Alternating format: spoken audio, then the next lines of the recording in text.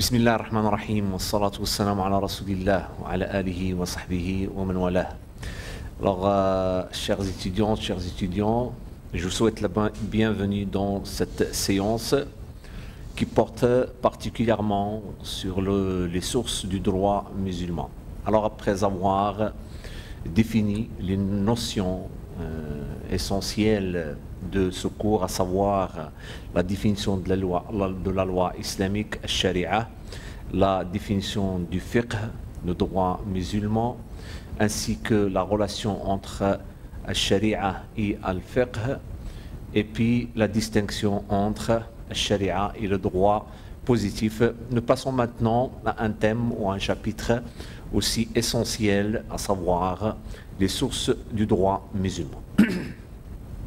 Al-ulama, ce sont les spécialistes des sciences religieuses musulmanes, reconnaissent à l'unanimité que les sources du droit musulman sont au nombre de 4 et sont classées par ordre d'importance comme suit. Al-Qur'an, le Coran, As-Sunnah, c'est-à-dire la tradition du prophète, tout ce qui a trait les dires, c'est-à-dire les paroles, les actes, les comportements et les approbations du prophète Muhammad sallallahu alayhi wa sallam, paix et salut soit sur lui.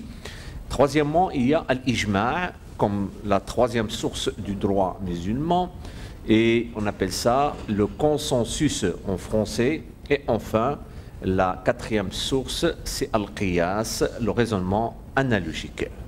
Cela signifie que, confronté à un cas juridique, à une question de droit qui nécessite un avis juridique en droit musulman, on cherche avant tout la solution dans le Coran. On cherche une disposition, c'est-à-dire une prescription divine qui répond à la question posée.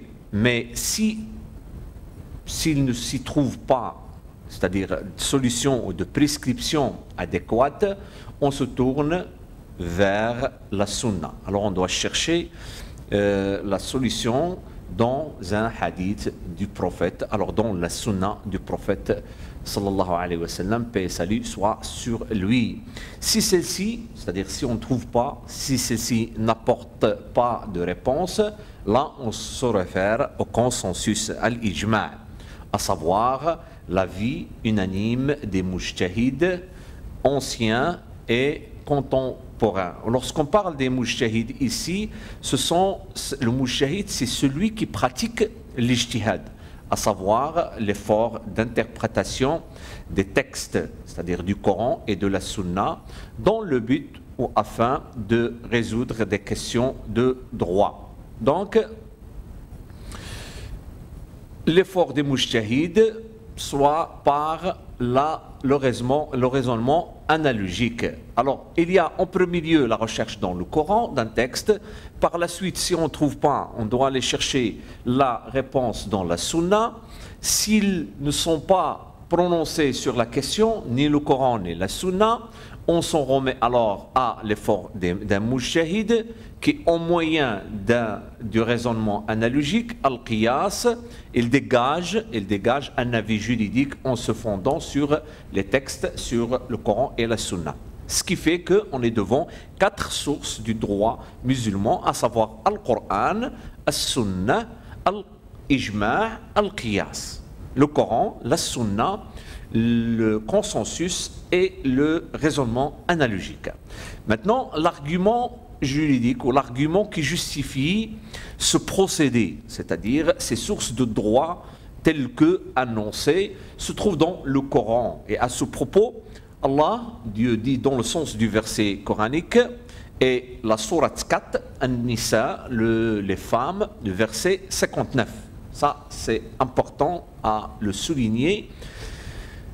Dieu dit dans le sens du verset coranique, ô croyants, obéissez à Allah et obéissez au messager. Alors, obéissez à Allah, c'est-à-dire au Coran, c'est-à-dire chercher la solution dans le Coran. Et obéissez au messager, c'est dans la sunna du prophète. Et à ceux d'entre vous qui détiennent le commandement, Puis, si vous vous disputez en quoi que ce soit, renvoyez-la à Allah et au messager. Si vous croyez en Allah et au jour dernier, ça sera bien mieux et de meilleure interprétation ou aboutissement. La sourate 4, verset 59. Alors, à travers ce verset coranique, l'injonction d'obéir à Allah et à son prophète est une injonction de suivre le Coran et la Sunna. Ainsi, l'ordre d'obéir à ceux qui exercent l'autorité parmi les musulmans enjoint de suivre les avis des mujtahids, les avis des juristes musulmans, des fuqaha, les avis des ulama, des spécialistes des sciences religieuses, car ce sont eux qui exercent l'autorité en matière juridique. Et quant à l'ordre qui préconise de se référer à Dieu et au prophète, paix et salut sur lui, en cas de désaccord, constitue une injonction de pratiquer le raisonnement analogique al-qiyas, lorsque, bien sûr, les textes, le Coran et la Sunna, ne prévoient pas le cas en question et que le consensus al-ijma' fait défaut. Bien. Quant au classement de ces 4 sources, à savoir Al-Qur'an, Al-Sunnah, Al-Ijma', Al-Qiyas, ce classement est justifié aussi par le hadith suivant. C'est le hadith de Mu'adh ibn Jabal. Alors c'est un hadith qui est très important, qui justifie le procédé des sources de droit musulmans. Alors le hadith c'est le suivant, lorsque le prophète Mohammed, paix et salut sur lui, envoya Mu'adh ibn Jabal, c'est un des compagnons du prophète, l'a envoyé en Yémen en tant que juge, qadi, et lui demanda premièrement, comment trancheras-tu les différends portés devant toi?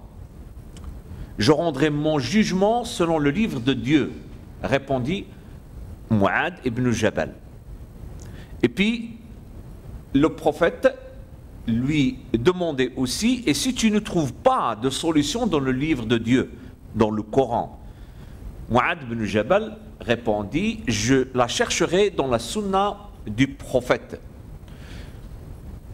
Et si tu ne la trouves pas dans la sunna du prophète, disait le prophète, je mettrai à profit ma raison et je m'épargnerai pas mes efforts pour trouver une solution, répondit Mu'adh ibn Jabal. Et Mu'adh ibn Jabal rapporte que le prophète, paix et salut sur lui, lui donna une tape sur sa poitrine pour le féliciter, en disant louange à Dieu qui a permis au messager de Dieu ou du prophète de le satisfaire. C'est un hadith important, bien sûr, qui justifie, qui argumente le procédé des sources du droit musulman, Al-Qur'an, Al-Sunnah, Al-Ijma' et le consensus et le raisonnement analogique, Al-Qiyas. Outre ces 4 sources du droit musulman, il en existe d'autres qui ne font pas l'unanimité. C'est-à-dire qu'il existe d'autres sources, mais qui ne font pas l'unanimité des spécialistes et des juristes musulmans. Les autres sources considérées plus connues sont au nombre de 6, à savoir le choix préférentiel, al-istihsan, l'intérêt général indéterminé, al-maslaha al-mursala, la présomption de continuité, al-istishab, l'usage compatible avec les préceptes religieux, al-urf, la vie d'un compagnon, qawl as-sahabi, et les lois des communautés monothéistes qui ont précédé l'islam, shara' man qablana. Alors ce sont d'autres sources. Alors on commence en premier lieu par la première source essentielle, originale du droit musulman, à savoir Al-Qur'an, le Coran. Pour les musulmans, le Coran est la parole divine, transmise par l'archange Gabriel au messager de Dieu Muhammad, paix et salut sur lui, exprimé en langue arabe et contenant la vérité. Maintenant, quelles sont les caractéristiques du Coran? Le Coran est à la fois une preuve de la prophétie de Muhammad, sallallahu alayhi wa sallam. Deuxièmement, le Coran est une table de lois, des prescriptions divines destinées à guider les hommes. Aussi, le Coran est une prière dont la récitation est un acte d'adoration. Le Coran a été transmis de génération en génération, sans interruption, sans altération, par écrit et oralement. Dieu le préserve de toute altération, c'est-à-dire de toute modification, comme l'affirme le verset suivant. Dieu dit dans le sens du verset coranique: en vérité, c'est nous qui avons fait descendre le Coran et c'est nous qui en sommes gardiens. La sourate 15, Al-Hijr, la vallée des pierres, et le verset 9. L'un des caractéristiques du Coran est que ces termes ainsi que leur signification sont l'œuvre de Dieu. Son expression en arabe est la même révélée aux prophètes qui n'avaient qu'à la réciter et la transmettre aux fidèles. Aussi, parmi les caractéristiques, c'est que les textes d'exégèse, la traduction, les textes de traduction traduits en français, Coran traduit en anglais, en n'importe quelle langue, ne sont pas considérés équivalents au Coran. Ce sont des traductions. Ils ne peuvent pas avoir la même valeur sacrée du Coran par les termes arabes, œuvre de Dieu. Deuxième point à souligner en étudiant cette source qui est le Coran, c'est l'autorité ou la force probante du Coran. Alors deux faits prouvent que le Coran a autorité sur les gens et que l'ensemble de ses prescriptions a force de loi. D'une part, il provient de Dieu, d'autre part, il a été transmis tel quel, sans souffrir d'altération. L'origine divine du Coran est prouvée par le fait qu'il est inimitable, c'est-à-dire les hommes sont totalement incapables de produire un texte semblable au Coran. Et à ce propos, Allah, Dieu dit dans le sens du verset coranique, le verset coranique, c'est-à-dire la sourate 17, Al-Isra, le voyage nocturne, et le verset 88. Dieu dit dans le sens du verset coranique, dit, en s'adressant au prophète sallallahu alayhi wa sallam, même si les hommes et les djinns s'unissent pour produire quelque chose de semblable à ce Coran, ils ne sauraient produire rien de semblable, même s'ils se soutenaient les uns les autres. Et Allah dit aussi dans le sens du verset coranique, dans la même perspective, ou bien ils disent, il l'a forgé, c'est-à-dire le Coran, dit, apportez donc 6 sourates semblables à ceci forgé par vous, et appelez qui vous pourrez, c'est-à-dire pour vous aider, hormis Allah, si vous êtes véridique. Maintenant, quelles sont les catégories du Coran, c'est-à-dire à travers les versets coraniques et les sourates du Coran, comment peut-on souligner ou déduire les catégories de la loi ou des lois du Coran? Alors, quelles sont les catégories de lois qui se trouvent dans le Coran? Le Coran contient 3 catégories de prescriptions. Alors, il est essentiel de noter ces 3 catégories. C'est qu'il y a des prescriptions concernant la croyance, concernant la foi musulmane. Ce sont des prescriptions qui déterminent en quoi le musulman doit croire, à savoir de croire en Dieu, en ses gens, ses anges, ses livres, ses prophètes et le jour dernier. La deuxième catégorie, ce sont des prescriptions relevant de la morale, al-akhlaq. Alors, ce sont des prescriptions qui définissent les vertus, les vices, qui définissent le bien et le mal. Et enfin, il y a des prescriptions relatives à la pratique de la religion. Elles régissent les dires et les actes de la personne majeure et responsable, al-mukallaf. Le majeur est responsable. Alors là, on est devant des rapports, on est devant des relations sociales, contrats, etc.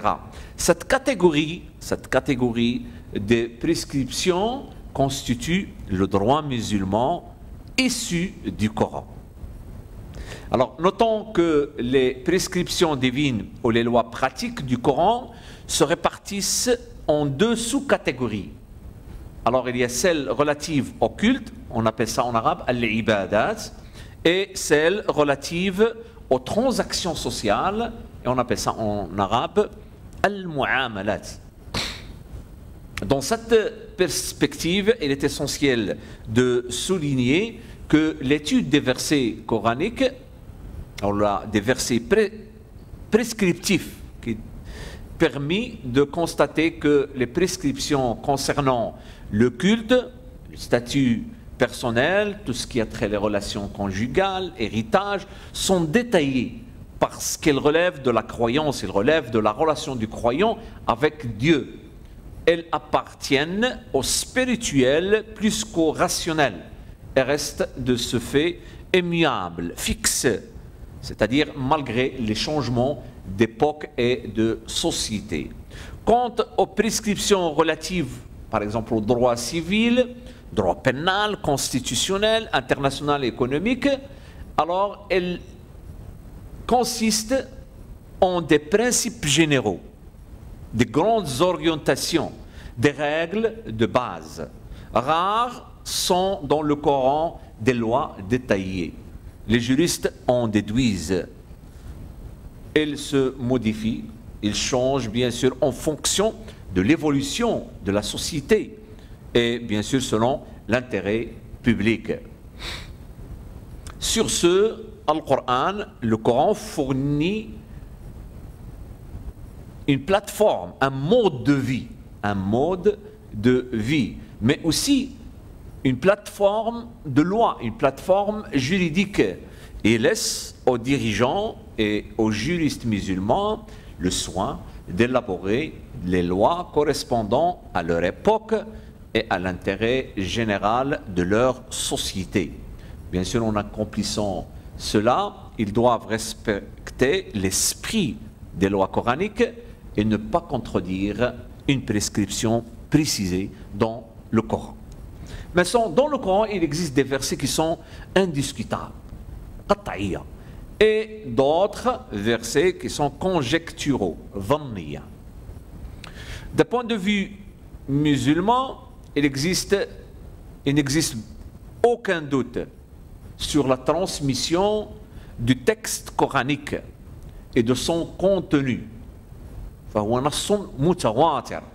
Il a été transmis d'une génération à une génération sans qu'il soit touché par une altération. Ce qui fait que les musulmans ont la certitude que le Coran, ou tous les versets du Coran sont ceux-là même qui ont été révélés au prophète Mohammed sallallahu alayhi wa sallam par Dieu. Ce livre sacré, le Coran, devient la référence par excellence, la référence principale des musulmans qui voulaient apprendre le Coran et ou le copier. Par ailleurs, les compagnons qui étaient vivants, connaissant le Coran par cœur, constituaient une référence aussi supplémentaire. Suivant leur sens, les versets prescriptifs sont répartis aussi en deux catégories. Il y a des versets qui sont indiscutables, nusus qat'iyya. Lorsqu'on parle d'un texte indiscutable, c'est un texte n'est susceptible que d'une seule et unique interprétation. il n'y a pas lieu de comprendre ce texte de deux manières différentes.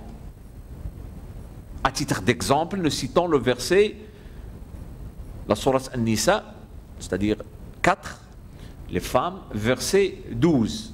Alors, ce verset coranique, il traite de ce qu'on appelle la succession. Dieu dit, est à vous la moitié de ce que laissent vos épouses, s'ils n'ont pas d'enfants. S'ils ont un enfant, alors à vous le quart de ce qu'ils laissent avec exécution du testament qu'ils auraient fait au paiement d'une dette. Alors, jusqu'à la fin de ce verset, vous pouvez le voir et le lire dans le Coran. Le sens de ce verset coranique est clair, il est précis. C'est-à-dire, de la même manière, tous les versets coraniques qui traitent ou qui déterminent le partage de l'héritage ou les châtiments à appliquer au crime sont précis et indiscutables. Sont précis et indiscutables. La même chose dans la sourate 24, la lumière, verset 2, c'est un verset coranique qui rentre dans la catégorie des versets indiscutables. Et par la suite, il y a les versets conjecturaux. Quant aux versets conjecturaux, ils peuvent être compris de différentes manières. Par exemple, Dieu dit dans le sens du verset coranique, vous sont interdits la bête trouvée morte, le sang, la chair, le porc, jusqu'à la fin de ce verset.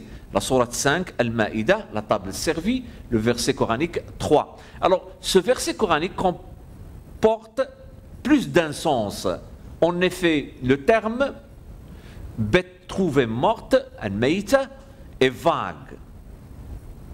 Ce qui fait, on peut en déduire qu'il est interdit de manger tout cadavre d'animal, mais on peut aussi faire exception des cadavres d'animaux marins. En résumé, tout texte coranique qui contient un terme général, vague ou à sens multiple est un texte conjectural, car tout en exprimant une signification, il est également susceptible d'en exprimer une autre. Cependant, tout texte qui est susceptible d'une seule et unique interprétation ou signification est un verset indiscutable. Alors, voilà un résumé général de ce qui a trait à la première source originale, à savoir Al-Qur'an. La deuxième source du droit musulman, As-Sunnah, la tradition du prophète, tout ce qui a trait, les dires, les actes et les approbations du prophète Mohammed sallallahu alayhi wa sallam. Le terme sunnah désigne toutes les paroles que le prophète a dites, tous les comportements, les actes qu'il a accomplis, ainsi que tous les actes et les dires d'autrui qu'il a approuvés ou qu'il a acceptés. Donc, la sunna comprend, premièrement, les paroles du prophète, qui portent le nom des hadiths, et on appelle ça en arabe sunna al-qawliya, sunna qawliya. Deuxièmement, la sunna comprend les faits, les gestes, les actes, les comportements du prophète, et on appelle ça sunna fi'liya. Et enfin, la sunna comprend aussi les approbations concernant les actes et les dires agréés par le prophète, les actes d'autrui. Et là, on est devant la sunna at-taqririyya. L'autorité juridique, c'est-à-dire la force probante de la sunna. Les musulmans reconnaissent à l'unanimité que les dires, les actes et les approbations du prophète, ou sont approuvés par le prophète, ont force de loi, à condition que, 1. L'objectif est d'instaurer une loi ou de donner l'exemple. Deuxièmement, la transmission est sûr et fiable. Donc, leur ensemble représente également une source de droit musulman.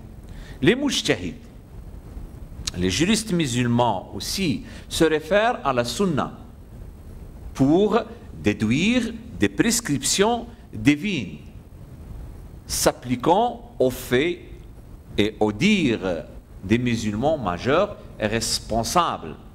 Cela veut dire que les prescriptions dégagées de la sunna ont force de la loi, comme celles mentionnées dans le Coran.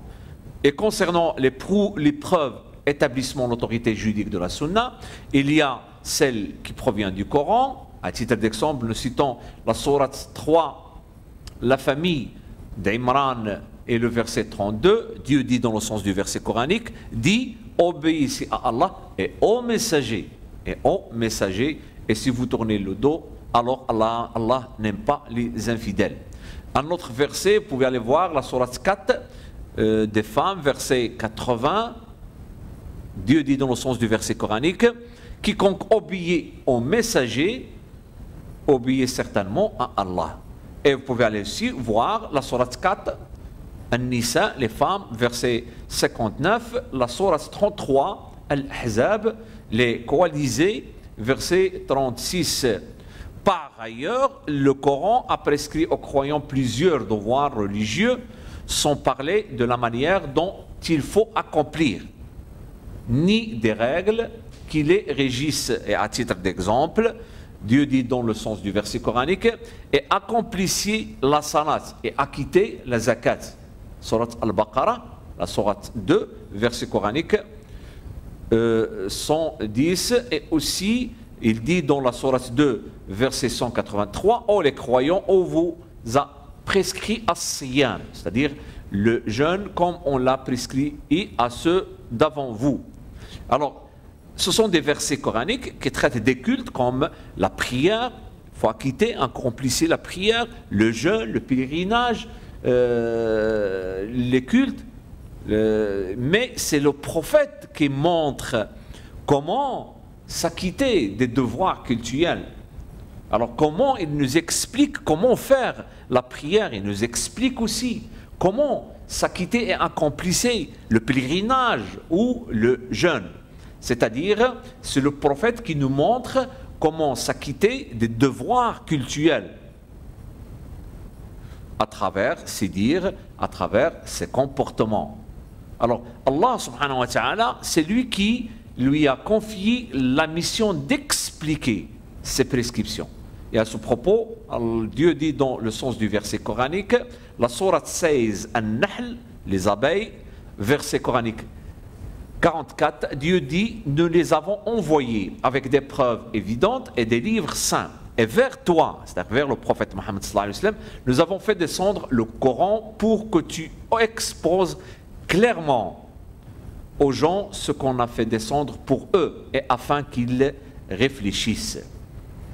Un autre point qu'on veut traiter dans la sunna, c'est que la relation entre la sunna et le Coran, c'est-à-dire la sunna par rapport au Coran.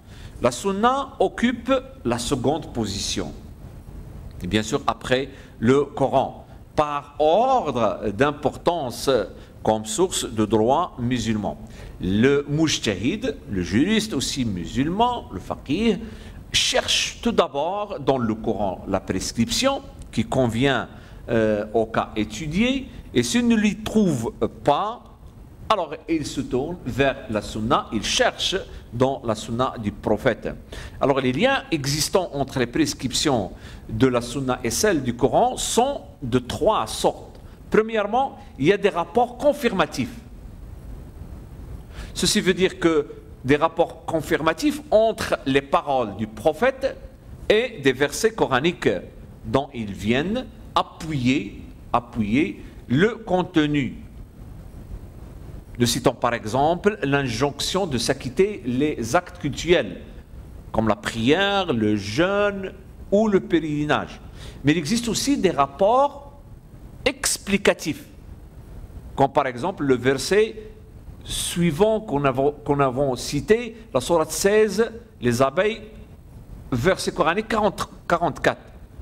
Alors ici, on est devant un rapport explicatif entre la sunna et le Coran. Et puis, il y a des rapports complémentaires. C'est le cas lorsque la sunna apporte des prescriptions n'existant pas dans le Coran. Et dans ce sens, nous citons le hadith du prophète, ce qui est interdit par les liens du sang, l'est aussi par des liens créés par l'allaitement. Et là, on est devant une complémentarité de prescription entre la sunna et le Coran. Et pour conclure, les prescriptions de la sunna sont soit confirmatives, soit explicatives, soit complémentaires à celles du Coran. L'ensemble de ces prescriptions de la sunna se base ainsi sur le Coran et ne peuvent être en contradiction à lui. Alors il se base sur le Coran, mais on ne peut pas avoir un hadith du prophète qui contredit un verset coranique. Et le prophète, bien sûr, a très bien ou a parfaitement assimilé l'esprit des lois coraniques. Et là, on passe à la classification des hadiths du prophète selon leur chaîne de rapporteurs. Les récits de la sunna se répartissent, c'est-à-dire les paroles, c'est les hadiths, on les appelle en arabe les hadiths, se répartissent en 3 catégories selon le nombre et la qualité des personnes qui les rapportent du prophète, la chaîne de transmission. À savoir, il existe la sunna avérée, la sunna al-mutawatira, la sunna notoire, la sunna al-mashhoura, et aussi la sunna transmise par un nombre restreint des rapporteurs, sunnat al-ahad. La sunna avérée, c'est la sunna al-mutawatira, regroupe tous les propos et actes du prophète relatés par un si grand nombre de rapporteurs intègres et justes qu'on ne doute jamais de la véracité de leur récit. Alors, fahiya mutawatira. Alors, ceux-ci, c'est-à-dire la première génération qui ont transmis le message du prophète, ont transmis de génération en génération, formant une chaîne de rapporteurs continue depuis l'époque du prophète jusqu'à aujourd'hui. Notons que les récits et les actions du prophète relatives au culte appartiennent à la catégorie de la sunna avérée. Il s'agit à titre d'exemple des récits décrivant comment le prophète accomplissait les cultes cultuels comme la prière, le pèlerinage, etc.